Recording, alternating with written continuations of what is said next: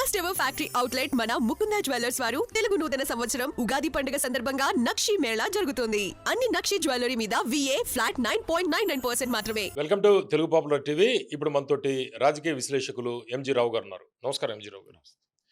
MG రావు గారు, ఇప్పుడు supreme court ఒక సంచలన తీర్పు ఒకటి ఇచ్చింది. మతం మారిన ఎస్సీలకి మతం మారిన దళితులు ఎవరైతే ఉన్నారో వాళ్ళకి ఎస్సీ స్టేటస్ క్యాన్సిల్ చేస్తూ నిర్ణయం తీసుకుంది. సుప్రీంకోర్టు తీసుకున్న నిర్ణయం మీద ఎవరైనా కూడా దాని మీద ఒక విశ్లేషణ లాగా చేసుకోవచ్చు.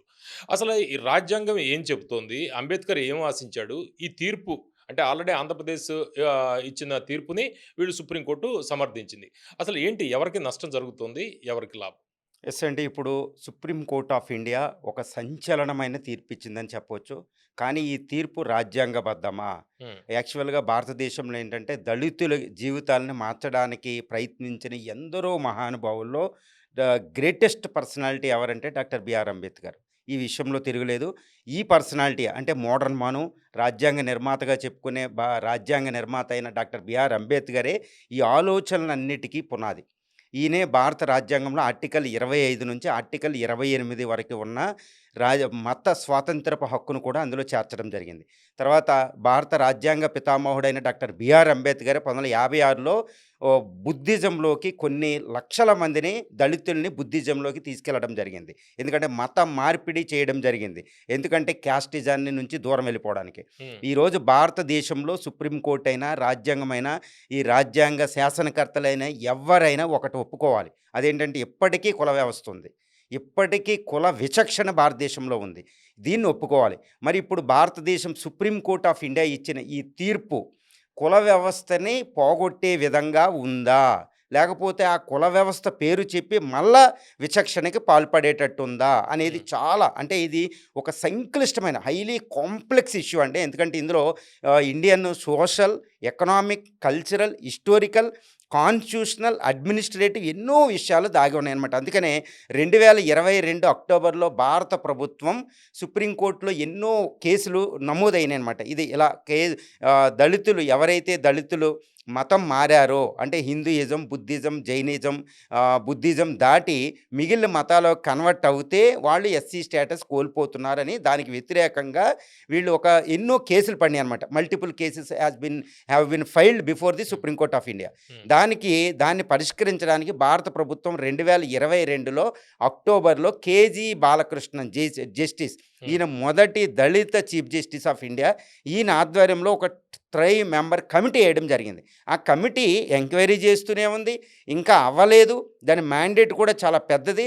ఇలాంటి సమయంలో ఇప్పుడు తీర్పు వచ్చేసింది. ఏదో ఆంధ్రప్రదేశ్ ఒక పాస్టర్కి సంబంధించిన కేసుని ఇప్పుడు ఆంధ్రప్రదేశ్ కోర్టు ఇచ్చిందని అక్కడ సమర్థిస్తూ ఎవరైనా దళితులు హిందూ మతంలో నుంచి వేరే మతంలోకి వెళ్తే అంటే బుద్ధిజం, బుద్ధిజం దాటి వెళ్ళకూడదనమాట. సిక్కిజం, బుద్ధిజం దాటి హిందూయిజం దాటి వేరే మతంలో కన్వర్ట్ అవుతారు. ముఖ్యంగా క్రిస్టియానిటీ, ఇస్లాం వీటిలో కన్వర్ట్ అవుతే వాళ్ళు ఎస్సీ స్టేటస్ కోల్పోతారు.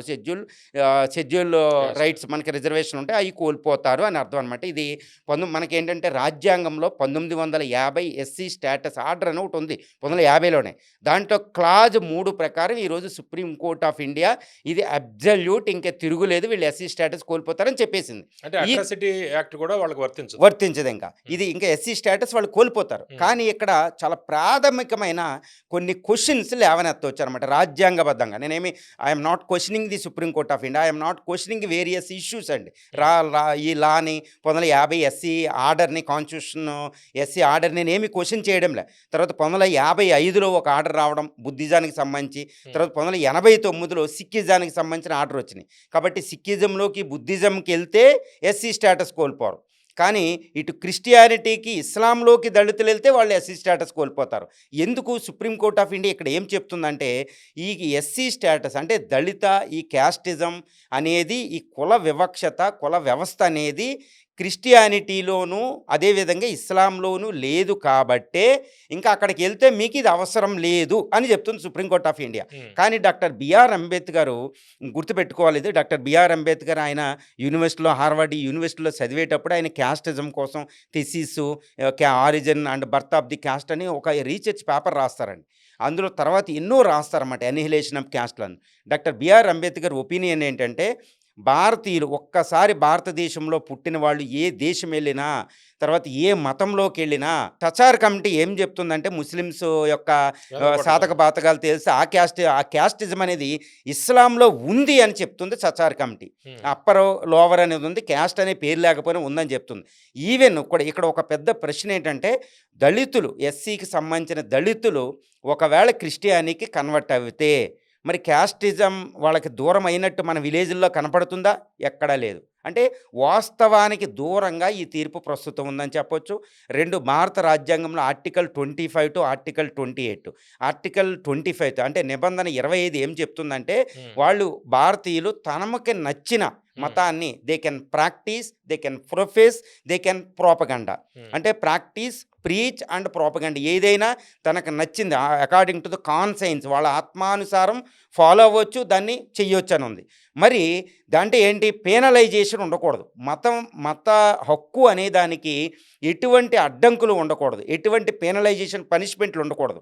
మరి వీళ్ళు ఇప్పుడు హిందూ మతం మాకు నచ్చలేదు, ఇందులో క్యాస్టిజం ఉంది, తర్వాత బుద్ధిజం మాకు నచ్చలేదు, సిక్కిజం మాకు నచ్చలేదు, క్రిస్టియానిటీ బాగుంది, ఇస్లాంలోకి బాగుంది అని వీళ్ళు వెళ్ళాలి అంటే వీళ్ళు ఎస్సీ స్టేటస్ కోల్పోతున్నారు. కాబట్టి వీళ్ళకి పేనలైజేషన్ ఉంది.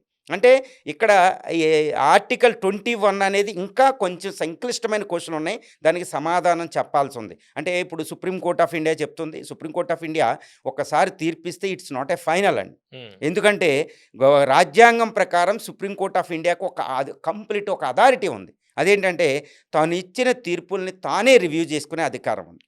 అది ఒకటి. కాబట్టి ఇప్పుడు ఇంకా క్వశ్చన్ లేవనైతే ఇప్పుడు పబ్లిక్ ఈ విషయాలన్నీ చేసి ఈ చర్చలన్నీ గోష్ఠుల తర్వాత మళ్ళీ సుప్రీంకోర్ట్ ఆఫ్ ఇండియాలో ఇంకా స్పెషల్ లీవ్ పిటిషన్స్ ఇవి పడితే మళ్ళీ ఇది సుప్రీంకోర్ట్ ఆఫ్ ఇండియా తనకు తాను రివ్యూ చేసుకునే అధికారాన్ని ఉపయోగించుకునే అధికారం ఉంది. కాబట్టి ఇట్స్ నాట్ ఏ ఫైనల్. ఎందుకంటే ఇట్స్ చాలా కాంప్లెక్స్. నేను చెప్పాను కదండి, ఇది హిస్టారికల్లీ, సోషల్లీ, సామాజికంగా, ఆర్థికంగా, రాజకీయంగా, సాంస్కృతికంగా, రాజ్యాంగపరంగా, చట్టబద్ధంగా, మోస్ట్ ఇంపార్టెంట్ అంటే న్యాచురల్ జస్టిస్.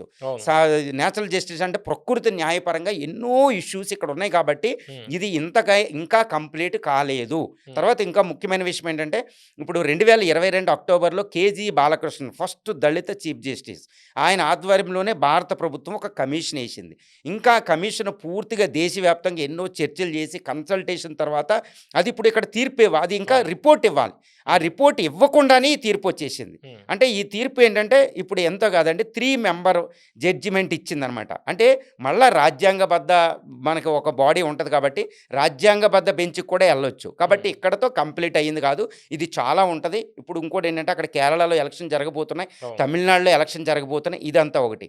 కానీ దీన్ని అతిపెద్ద ఒక విషయాన్ని నేను ఒక సంచలనమైన విషయాన్ని నేను చెప్పదలిచాను అనమాట. ఒకటి అదేంటంటే అసలు భారతదేశంలో క్రిస్టియన్ పాపులేషన్ ఎంత? This is the basic question అండి. అకార్డింగ్ టు 2011 సెన్సెస్ ప్రకారం, ఇప్పుడు 2025లో ఒక తాత్కాలికంగా ఒక సెన్సెస్ రిపోర్ట్ ఆటోమేటిక్గా నీతి ఆయోగ్ రిలీజ్ చేసినాయి. దీని ప్రకారం భారతదేశంలో క్రిస్టియన్ పాపులేషన్ ఎంత అని చెప్తున్నారు? 2.3 to 3.2% అని చెప్తున్నారు. 2.3% అని చెప్తున్నారు. మనకి అరౌండ్ 3% అని చెప్తున్నారు. అంటే ఏంటి, 3.2 మిలియన్, అరౌండ్ 4 మిలియన్, అంటే 3.2 నుంచి 4 కోట్ల మంది క్రిస్టియన్స్ ఉన్నారు అని మనకి జనాభా లెక్కలు చెప్తున్నాయి, సెన్సస్ చెప్తుంది, వేరియస్ రిపోర్ట్లు చెప్తున్నాయి, ఇవన్నీ చెప్తున్నాయి. కానీ వాస్తవానికి నేను I want to raise this question అనమాట. I want to pose this question to the those who are discussing about this issue. అసలు ఏంటి నిజంగా క్రిస్టియన్ పాపులేషన్ ఓన్లీ 4 crore ఉన్నారా ఇండియాలో? This is the biggest question. Out of 145 crore of Indian పాపులేషన్లో Christian population ఎంత అండి? దీనికి answer చెప్పగలగాలి. అదర్వైజ్ వాట్ ఎవర్ ఇప్పుడు ఈ లీగల్, ఈ చట్టాలు, ఈ తీర్పులు, ఎన్ని తీర్పులు అమలవుతున్నాయి ఇండియాలో, ఎన్ని చట్టాలు అమలవుతున్నాయి? ఇప్పటికీ రాజ్యాంగంలోని సామాజిక, ఆర్థిక, రాజకీయ న్యాయాల్లో అన్నీ వచ్చినాయా? ఇంకా ఇంప్లిమెంట్ అవ్వలేదు. ఇప్పటికీ ప్రైమ్ మినిస్టర్స్ అందరూ చెప్తారు గుడ్ గవర్నెన్స్ లేదు, చట్టాలు ఉన్నాయి, we have the sufficient laws, we have the sufficient acts, we have the very good constitution, but where is the implementation? This is the lack of good governance. Good governance లేదని మనందరం అబ్జల్యూట్గా ఒప్పుకోవాలి. అంటే caste certificate ఉన్నా కూడా చల్లదంటున్నారు. Yes అండి. ఇప్పుడు యాక్చువల్గా నాకు తెలిసిన సివిల్ సర్వెంట్స్, నాకు తెలిసిన ప్రతి గవర్నమెంట్ డిపార్ట్మెంట్లో మనందరం సహజంగా చూస్తున్నది ఏంటంటే వాళ్ళు ఎస్సీ స్టేటస్ క్లెయిమ్ చేస్తారు, కానీ దే ఆర్ ఫాలోయింగ్ క్రిస్టియానిటీ. కానీ ఇక్కడ చట్టం ఏం చెప్తుంది? వాళ్ళు వెళ్ళి బాప్తిజం తీసుకుని బాప్తిజం సర్టిఫికెట్లు ఉంటేనే వీళ్ళు క్రిస్టియానిటీ అని మనం నిరూపించగలుగుతాం.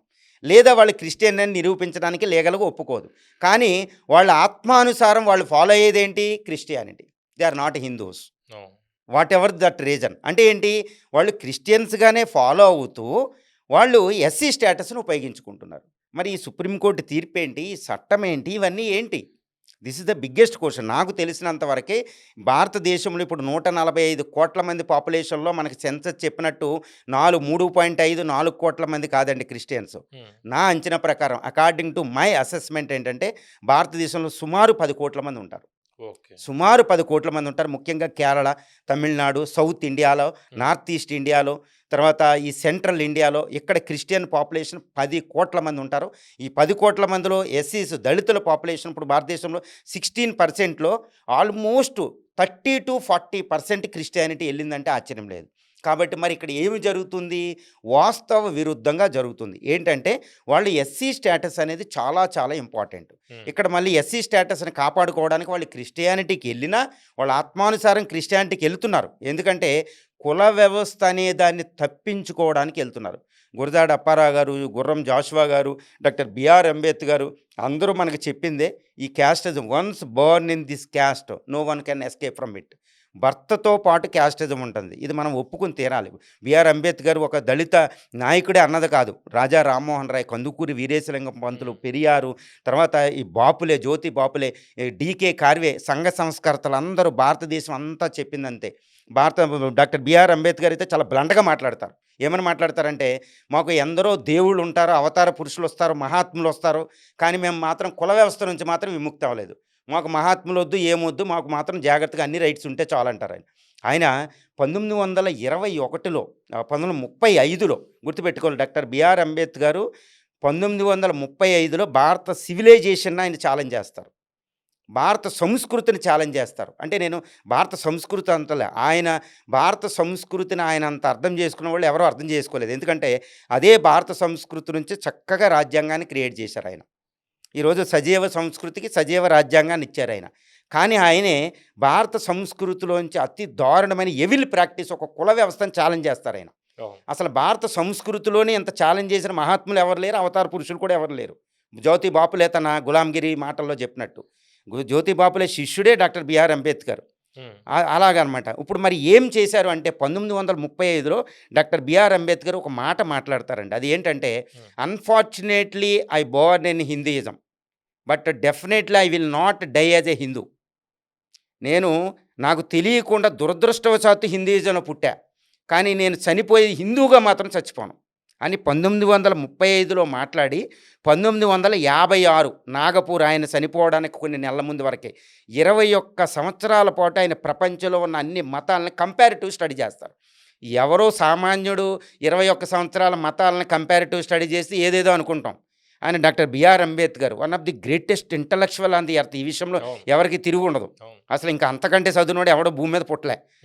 కేంబ్రిడ్జ్ యూనివర్సిటీ సర్వేలో ఎంటైర్ హ్యూమన్ హిస్టరీలోనూ టాప్ 100 పర్సనాలిటీలు టాప్ 3 వచ్చినాయి.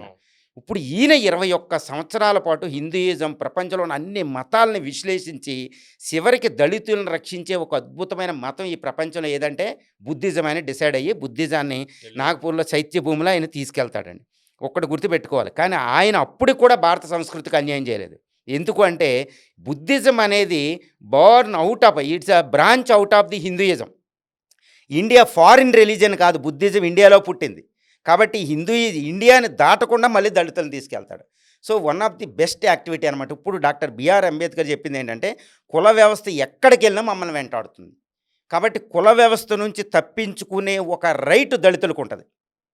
కుల వ్యవస్థని మనం తప్పించలేకపోయాం, కుల వివక్ష మనం తీయలేకపోయాం దళితులకు విరుద్ధంగా. ఇది నేను I'm not talking about anything అండి, ఐఎమ్ న్యూట్రల్ ఇక్కడ అనమాట.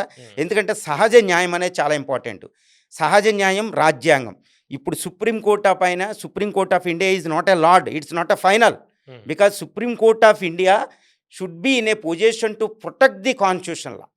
మళ్ళీ రివ్యూ సుప్రీం చేసే కోర్టు అవకాశం ఉంది. మ్యాండేట్ ఏంటంటే to uphold the constitution of అంతే ఇండియా. కదా. అవును. ఇప్పుడు రాజ్యాంగంలో 25, 28 ఆర్టికల్స్ని అమల్లోకి తీసుకోవాలి, నేచురల్ జస్టిస్ అమల్లోకి తీసుకోవాలి, తర్వాత సామాజిక ఆర్థిక రాజకీయ న్యాయం తీసుకోవాలి, ఈక్వాలిటీ బిఫోర్ లా, ఇప్పుడు 14 equality before law, equality before law, equal protection of law, article 14 అమల్లో తీసుకోవాలి, ఆర్టికల్ 15, 16, 17 తీసుకోవాలి, అన్టచబిలిటీ బ్యాను అవును. ఆర్టికల్, ఇవన్నీ ఆర్టికల్ 21 తీసుకోవాలి లైఫ్.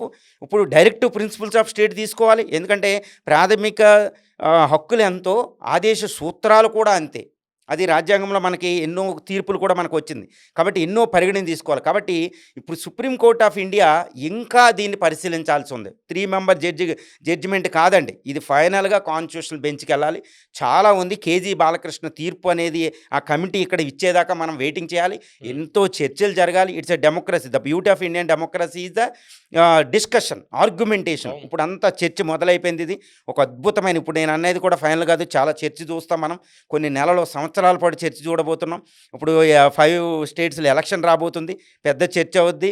ఆ తర్వాత మళ్ళీ లోక్సభ ఎన్నికలు, డీలిమిటేషన్ ఉంది, అవును. సెన్సస్ రాబోతుంది. ఇప్పుడు బీసీ క్యాస్ట్ ఇవంతా సెన్సస్ రాబోతుంది.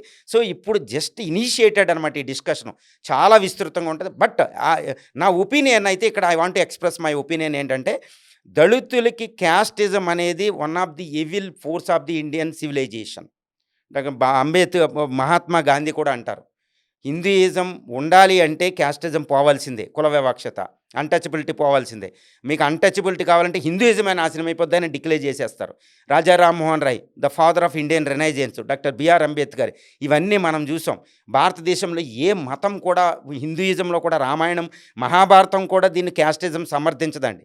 కానీ ఆ మహాభారతాన్ని, రామాయణాన్ని డిస్ట్రోడ్ చేసి పడేశారు మనకి. ఆ రామాయణం మనకి ఇచ్చిందే మనకి వాల్మీకి. గుర్తుపెట్టుకోవాలి. వ్యాసుడు ఎవరు, వశిష్ఠుడు, రాముడు గురువు వశిష్ఠుడు ఎవరు సన్నం, ఇవన్నీ మనం చూస్తే క్యాస్టిజాన్ని సమర్థించలే. కానీ రాముడు క్యాస్టిజానికి వ్యతిరేకం, నంబూకుడు, సంబూకుడు ఇలా చెప్తారు. ఇవన్నీ డిస్టోర్షన్స్. మనం ఇప్పుడు హేతుబద్ధ యుగంలో ఉన్నాం, ఆర్టిఫిషియల్ ఇంటెలిజెన్స్ యుగంలో ఉన్నాం. ఇప్పటికీ క్యాస్టిజాన్ని నాశనం చేయలేకపోతే దళితులు వేరే మతానికి వెళ్ళినా వాళ్ళు క్యాస్టిజం తప్పించుకునే సర్వ హక్కులు ఉంటాయి. వాళ్ళు క్యాస్టిజాన్ని తప్పించుకోవడానికి వాళ్ళు చేసి ఏ పనికైనా మనం సమర్థించాలి, కానీ వాళ్ళకి పెనలైజేషన్ ఇవ్వకూడదు, ఎస్సీ స్టేటస్. ఇంకోటి ఏంటంటే, రాజ్యాంగబద్ధంగా రిజర్వేషన్స్ ఎవరికి ఇచ్చారు అనేది మనం ఇక్కడ చర్చించాలి. లాస్ట్ వర్డ్ చెప్తానండి. రాజ్యాంగబద్ధంగా రిజర్వేషన్స్ అనేవి social basis important, not economic basis is the next. సామాజిక ఆర్థిక పరిస్థితి అనేది ఫస్ట్ కాదు, సామాజిక స్టేటస్, సామాజిక స్థితిగతులు.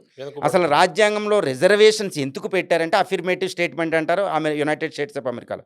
ఇక్కడ ఏంటంటే, కుల వ్యవస్థని వేల సంవత్సరాలుగా కుల వ్యవస్థని ఎదుర్కొన్న వాళ్ళు దాని నుంచి తప్పించుకోవడానికి ఉపయోగపడేదే రిజర్వేషను. ఎకనామిక్ స్టేటస్ అనేది నెక్స్ట్ అండి. మీరు ఇప్పుడు ఒక దళితుడికి $1 బిలియన్ ఇచ్చేసి బిలియనీర్ చేసేసిన, స్టార్టప్ చేసేసిన ఆయన కుల వ్యవస్థ నుంచి మనం తప్పించగలమా? భారతదేశంలో ఎవరైనా తప్పించామని చెప్పగలమా?